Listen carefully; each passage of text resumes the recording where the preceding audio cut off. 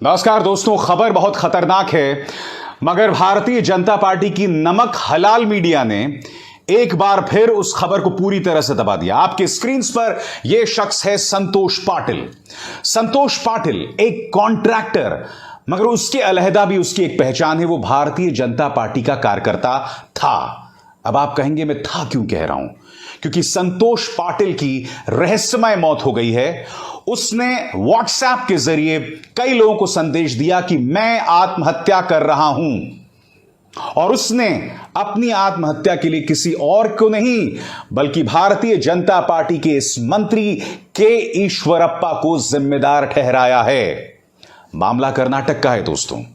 यह इतना बड़ा मुद्दा है और मैं आपको दिखाना चाहता हूं कि कांग्रेस के नेता किस तरह से आज अमित शाह के घर के सामने इस मुद्दे को लेकर प्रदर्शन कर रहे हैं।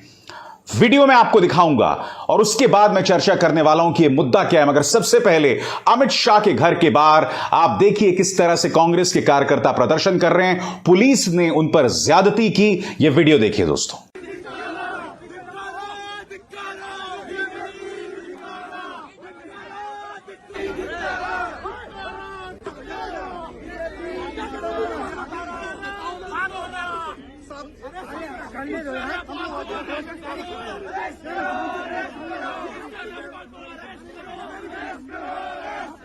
इस मुद्दे पर अब तक अमित शाह खामोश हैं, प्रधानमंत्री खामोश हैं। मगर प्रधानमंत्री खामोश हैं उसके बारे में मैं क्या कह सकता हूं दोस्तों।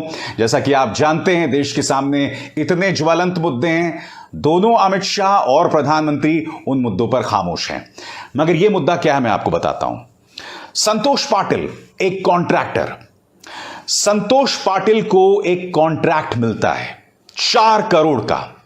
संतोष पाटिल अपने सुसाइड नोट में यह आरोप लगाता है कि जब वो ये काम कर रहा था तो ईश्वरप्पा जो मंत्री हैं उनके 2 सहयोगी, और इसका उसने नाम भी बताया है, उन 2 सहयोगियों का नाम है बासवराज और रमेश।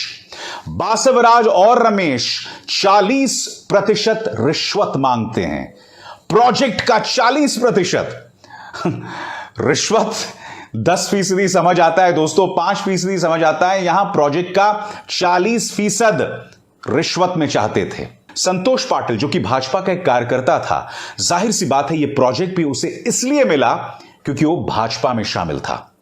अब जब वो इस प्रोजेक्ट को अंजाम दे रहा था तो जैसा कि वो आरोप लगा रहा है अपने तथाकथित सुसाइड संदेश में, आत्महत्या के संदेश में, वो कह रहा था कि ये लोग उसे लगातार परेशान कर रहे थे। वो इस प्रोजेक्ट में पैसे लगा रहा था मगर उसे लगातार परेशान किया जा रहा था, और उसके बाद उसके पास कोई विकल्प नहीं बचा और उसने आत्महत्या कर ली। मैं आपको बतलाना चाहूंगा कि दरअसल उसने क्या कहा है। एनडीटीवी में उसका जो व्हाट्सएप संदेश है जिसमें उसने सुसाइड कर लिया, उसमें क्या कहा है उसने। I am taking this decision keeping my aspirations aside.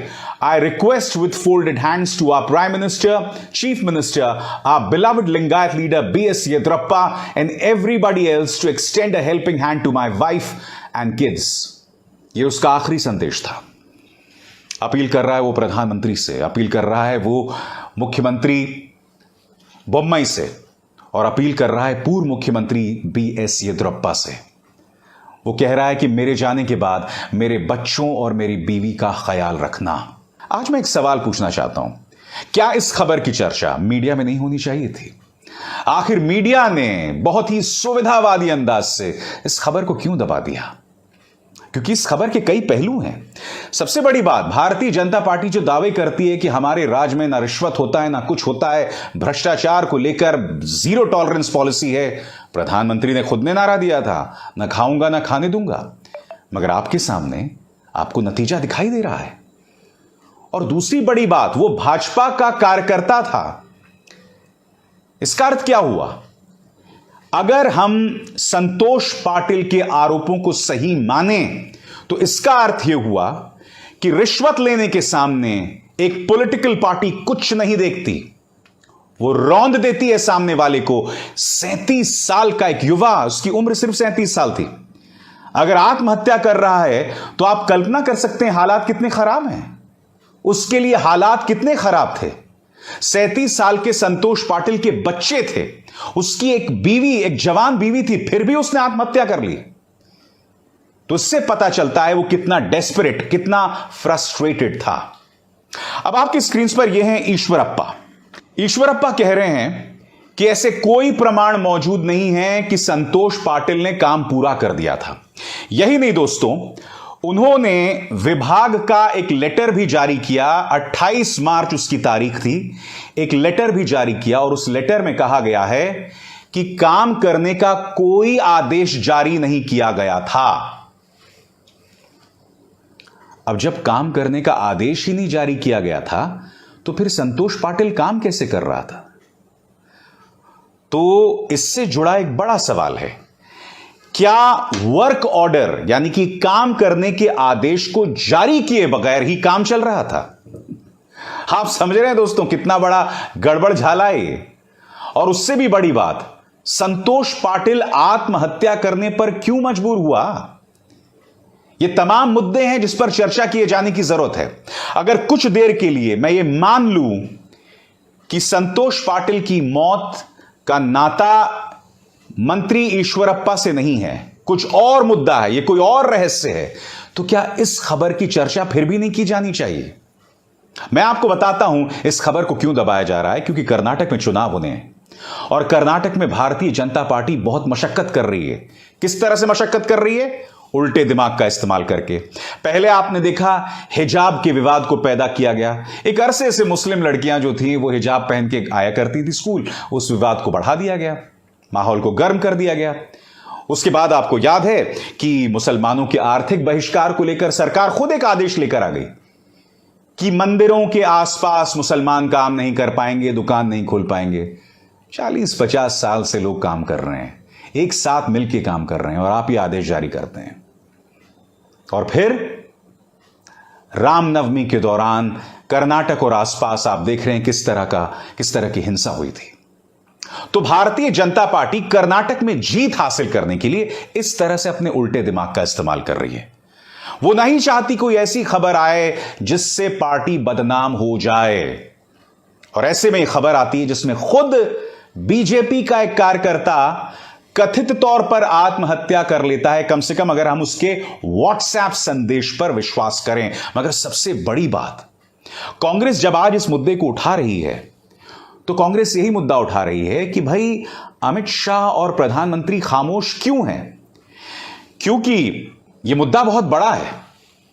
यह मुद्दा कहीं ना कहीं इस बात की ओर भी इशारा कर रहा है कि भारतीय जनता पार्टी के राज में काम करने का तरीका, काम करने की संस्कृति आखिर क्या है? बताइए, क्या आपको नहीं लगता इस मुद्दे की चर्चा होनी चाहिए? मैं दावे के साथ कह सकता हूं दोस्तों, मेरे कमेंट सेक्शन में कई लोग आके कहेंगे कि आप तो बस भाजपा की आलोचना करते हैं। अरे मेरे प्रभु, मुझे कृपया बताने का कष्ट करें कि कर्नाटक में किसकी सरकार है? भाजपा की। और केंद्र में किसकी सरकार है? बीजेपी की। तो सवाल किससे किया जाएगा? भाजपा से किया जाएगा। और सबसे बड़ी बात, इस देश के 99% मीडिया में भाजपा से सवाल नहीं किया जाता मित्रों, नहीं किया जाता।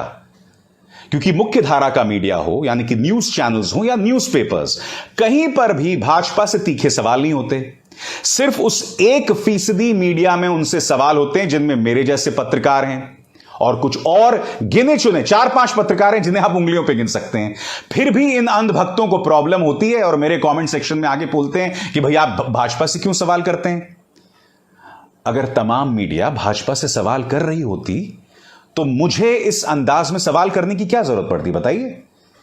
क्योंकि पत्रकारिता का फर्ज है, जो ताकतवर है सवाल उससे किया जाएगा।